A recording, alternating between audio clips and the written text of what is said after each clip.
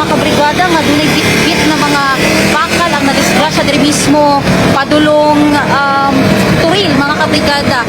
Actually, na-rescue na po sa toong mga responders ang driver mga kabrigada.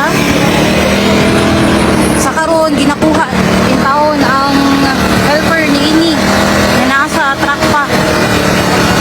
Sir, sa kanin name sa driver, sir?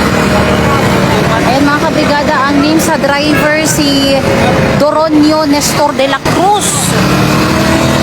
No, kasamtangan nakuha na pero we don't know pa mga kabrigada ha, kasi medyo late lagi ta nga naabot dinhi kay grabe ang traffic mga kabrigada karo mga orasa dinhi wala ta kabalo mga kabrigada kung uhi pa no ang driver or tana kaluyan no nga na-rescue kining uhi.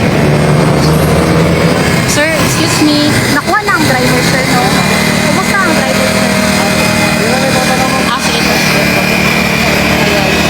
Kung ibuhat sa ato ang team rescuer karong mga kabrigada yan, na sila yung mga equipment na gigamit para makuha nila ang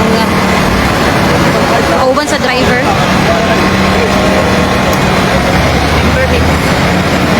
Grabing effort yung nagibuhat kung makita yung mga kabrigada. Ayan, unang ulo sa helper. Ayan, tumazoom. Ayan. Let's go. Pwede ko mo-confirm mo, sir?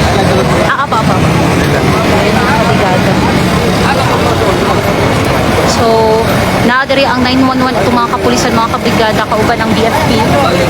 Special Rescue Force para i-rescue ning taon, kaluyan ning helper, mga kabrigada nga naipit. Karga nila mga kabrigada, steel, mga bakal. Oo, mga bakal.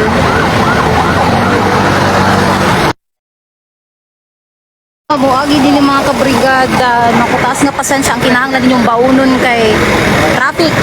Actually, maapal lang traffic ng mga kabrigada and naku